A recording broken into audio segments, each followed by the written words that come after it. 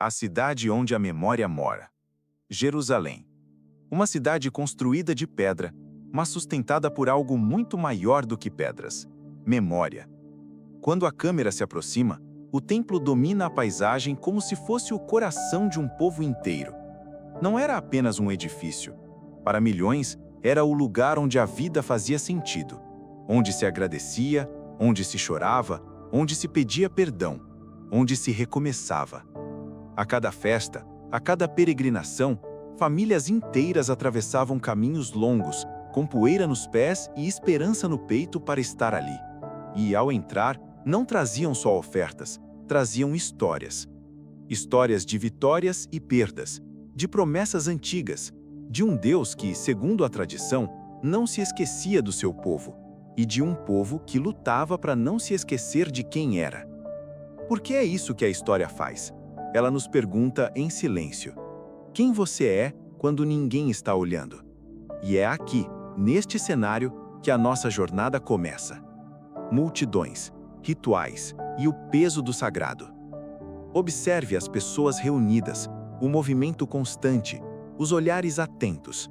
Em tempos antigos, o templo era um mundo inteiro dentro da cidade. E, naquele mundo, cada gesto tinha um significado.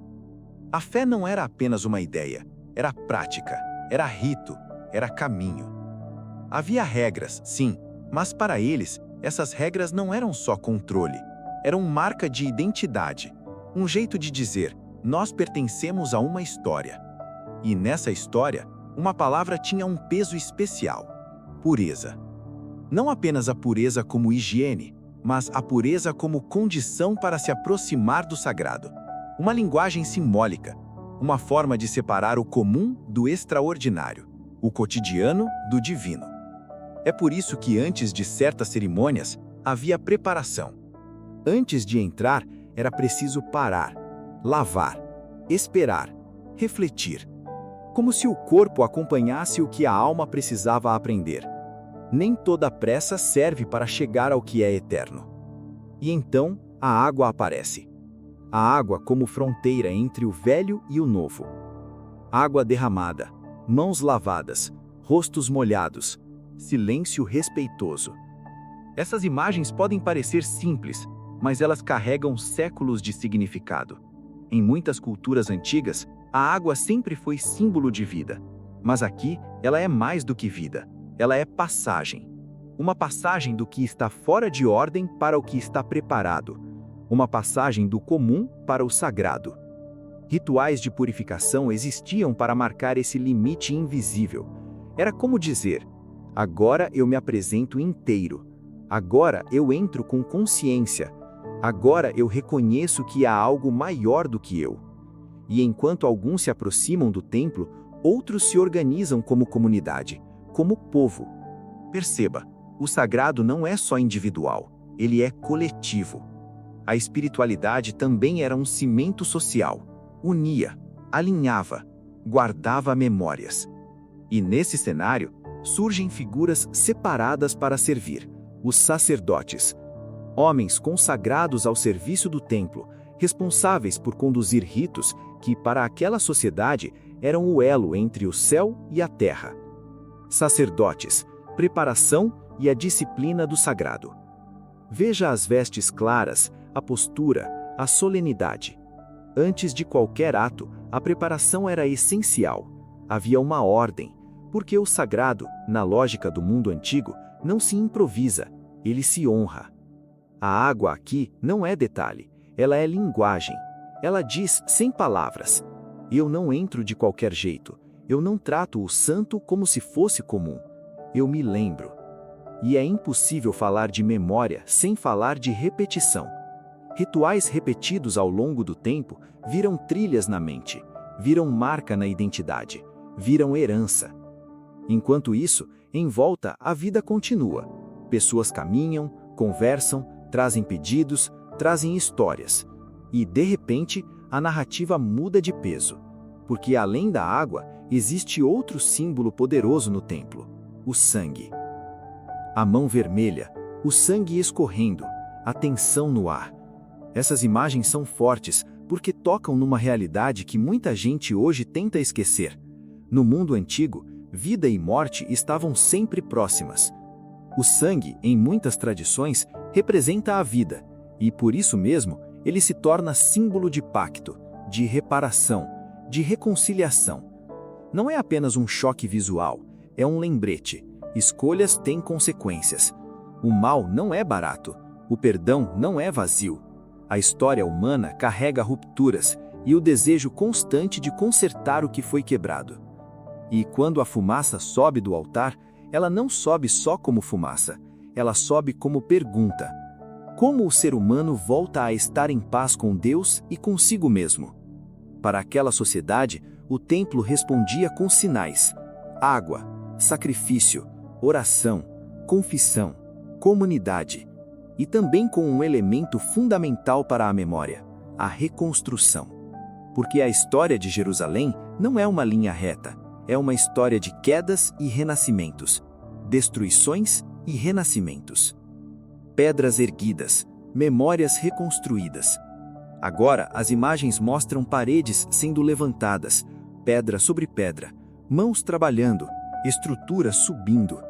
Construir não é mais do que erguer um muro, é reconstruir identidade.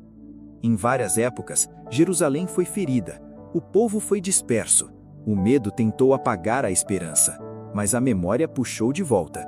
E quando se reconstrói um lugar sagrado, reconstrói-se também uma ideia: nós ainda estamos aqui.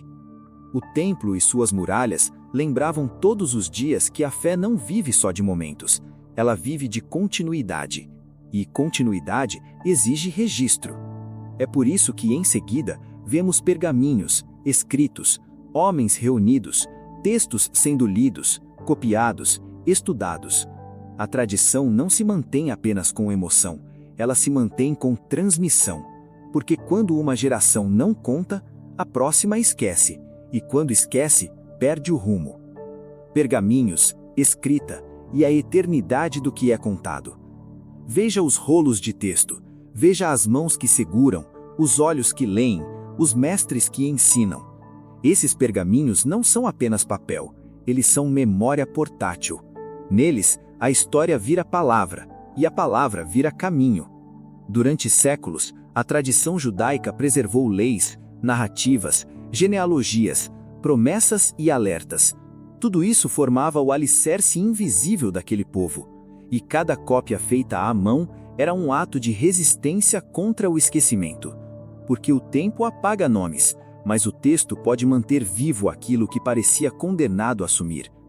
E então a narrativa se desloca. Saímos do centro, o templo, e vamos para a margem. Saímos do brilho das pedras e entramos no silêncio do deserto.